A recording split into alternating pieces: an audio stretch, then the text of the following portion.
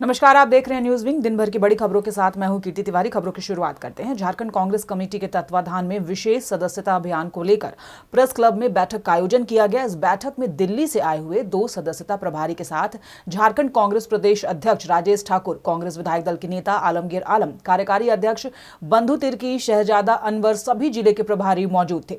बैठक के बाद झारखंड कांग्रेस प्रदेश अध्यक्ष राजेश ठाकुर ने कहा कि सदस्यता अभियान में तेजी लाने के लिए विशेष रूप से चर्चा की गई है। साथ में 31 मार्च तक किस प्रकार 15 लाख सदस्य बनाए जाएं, इस लक्ष्य को भी निर्धारित किया गया है।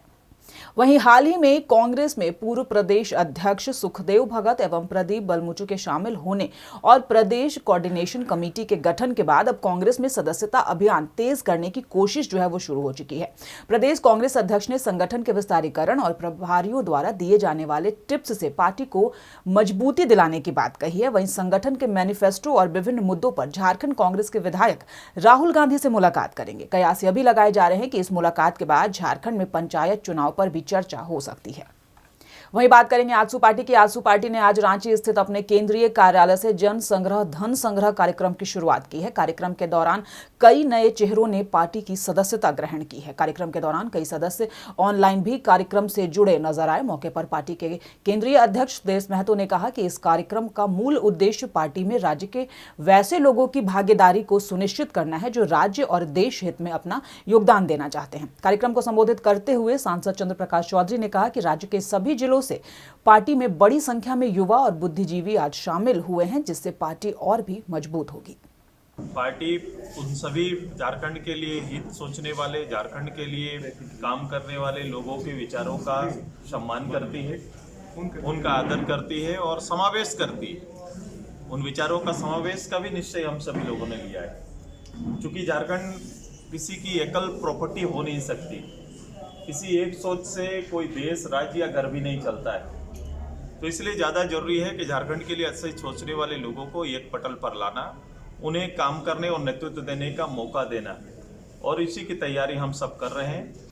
वहीं राज्य सरकार ने पिछले साल टीएसी नियमावली तैयार कर 7 जून को राजभवन भेजा था, लेकिन राज्यपाल रमेश बैस ने यह कहते हुए फाइल को वापस लौटा दिया कि राज्य सरकार राज्यपाल के अधिकार व शक्तियों का अतिक्रमण कर रही है। वहीं टीएसी के सदस्य और विधायक बंधु तिर्की ने राज्यपाल की फाइल वापस किए जाने के सवाल पर कहा है कि विधि विभाग से जो परामर्श महामहिम को मिला है, इससे पूर्व के राज्यपाल द्रौपदी मुर्मू ने इस मामले को लंबित रखा था। जब महामहिम ने राज्य सरकार को सुझाव दिया है तो इस पर भी राज्य सरकार को विचार करना चाहिए। पिछले 2 सालों से टीएसी के लिए गए निर्णय लंबित पड़े हैं, इसलिए अब बिना विलंब किए राज्य सरकार को राज्यपाल के दिए गए दिशा निर्देशों पर अमल करना चाहिए। विभाग के द्वारा जो परामर्श महामहिम राज्यपाल को मिला और इससे पूर्व की महामहिम राज्यपाल महोदया द्रौपदी मुर्मू जी भी उस मामले को लंबित रखा था।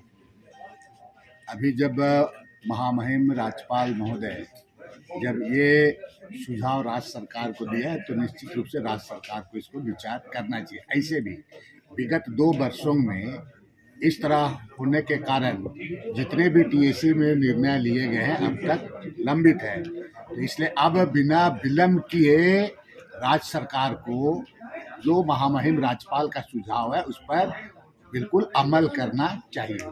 वहीं राजधानी रांची में महज 15 दिन के अंदर 2 बार अंधाधुंध गोलीबारी हुई है। बीती रात रांची के हटिया हिसाग में दूसरी बार फायरिंग की घटना हुई है। मोराबादी में 27 जनवरी को गैंगवार के बाद अब राजधानी रांची के जगन्नाथपुर थाना क्षेत्र के हिसाग बस्ती में अज्ञात अपराधियों ने 14 राउंड फायरिंग की। मामला जमीन विवाद का बताया जा रहा है। रविवार देर रात लगभग 1 बजे नासिर स्टोर नामक दुकान और दुकान संचालक के घर पर गोलीबारी की गई। हालांकि इस फायरिंग में कोई भी हताहत नहीं हुआ है, लेकिन देर रात हुई इस घटना से इलाके में दहशत का माहौल है। गत रात्रि में जगन्नाथपुर थाना क्षेत्र में एक घर पे कुछ राउंड फायरिंग खबर आ रही थी। उसका पर्पज़ था कि इन जो घर वाले हैं इन लोगों को डरा के धमका के एक पर्टिकुलर लैंड को लेके इस विवाद चल रहा था। इस संदर्भ में इसको डराने का प्रयास किया गया था और अभी इसी परिप्रेक्ष्य में जब पुलिस के द्वारा इन्वेस्टिगेशन प्रारंभ किया गया है, पता चला है कि दोनों पार्टी के बीच में पहले से कुछ डिस्प्यूट हैं लैंड को लेके, और उसी परिप्रेक्ष्य में पार्टी बी के द्वारा पार्टी ए को डराने का प्रयास है। और उसी संदर्भ में पुलिस ने भी कुछ डिटेन किया है और उससे आवश्यक पूछताछ की जा रही है कि ये लोग कौन थे या कहाँ से आए थे, इसे पर्पज़ क्या था। वहीं झारखंड ऊर्जा विकास श्रमिक संघ के अध्यक्ष अजय राय ने संघ के विभिन्न मांगों को लेकर रांची ट्रांसमिशन जोन 1 के महाप्रबंधक सह मुख्य अभियंता मुकेश कुमार सिंह, सन सिटी एजेंसी के प्रोजेक्ट्स इंचार्ज विक्रम सिंह की मौजूदगी में त्रिपक्षीय वार्ता की। इस अवसर पर कई बिंदुओं पर चर्चा हुई, जिसमें मुख्य रूप से विद्युत कर्मियों के लिए सेफ्टी किट उपलब्ध कराना, समय से भुगतान करना, ओवर टाइम के साथ साथ विभाग की ओर से निर्धारित भुगतान आदि शामिल है। इस अवसर पर अजय राय ने कहा कि सभी मुद्दों पर जो भी वार्ता हुई है वो सकारात्मक रही है।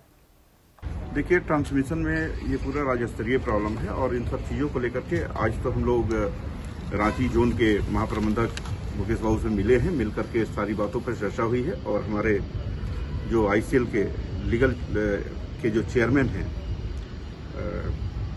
एडवोकेट वरिष्ठ अधिवक्ता जो हैं अशोक कुमार शुक्ला जी, इनके सामने ही हम लोगों ने सारी बातें रखी हैं। क्योंकि अब मामला लेबर लॉ का आ रहा है तो निश्चित है कि जब तक लेबर लॉ के हिसाब से थोड़ा यूनियन चलने का प्रयास करें ताकि कम से कम जो हमारा वर्कर का जो अहित हो रहा है उन सब चीज़ों को ठीक किया जा सके।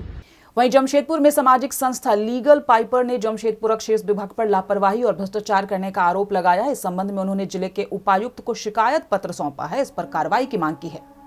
संस्था के सदस्यों के अनुसार शहर में जितनी भी सामुदायिक भवन है उनका शुल्क अक्षेस विभाग लेती है, लेकिन वहां देखरेख नहीं किया जाता। इन भवनों में शौचालय बद से बदतर स्थिति में है। वहीं इन्होंने ये भी कहा कि विभिन्न इलाकों में खाली पड़े स्थानों, यहां तक कि फुटपाथ को भी अक्षेस विभाग पार्किंग बना देती है। ऐसे में जिला प्रशासन को इस पर कानूनी कार्रवाई करने हेतु भ्रष्ट अफसरों पर नकेल कसने की जरूरत है। उन्होंने मांग की है और जिले के उपायुक्त से कहा है कि इस पर जल्द से जल्द कार्रवाई की जाए। व्यवस्था के नाम पे किसी भी तरीके की सहूलियत जनता को दी नहीं जाती है।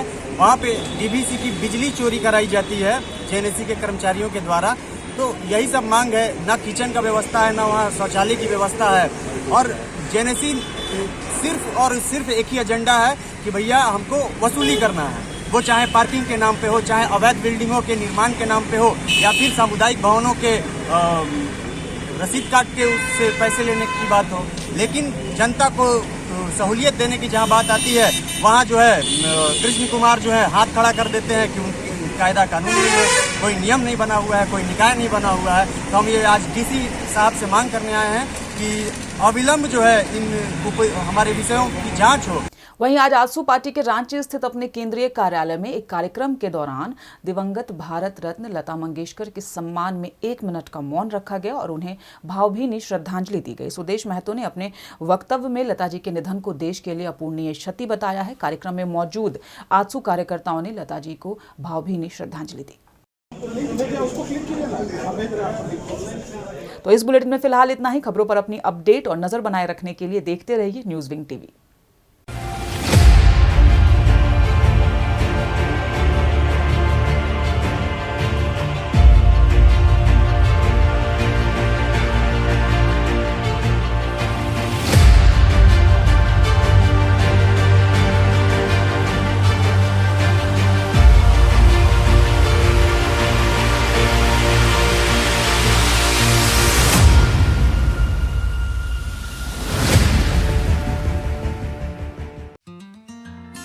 Giridih is a small place, and we have like very less facilities in terms of education and this kind of infrastructure. It came to our mind that basically there should be good opportunities for the students of Giridih, those who are leaving the town and going outside for studies, their higher studies and their education.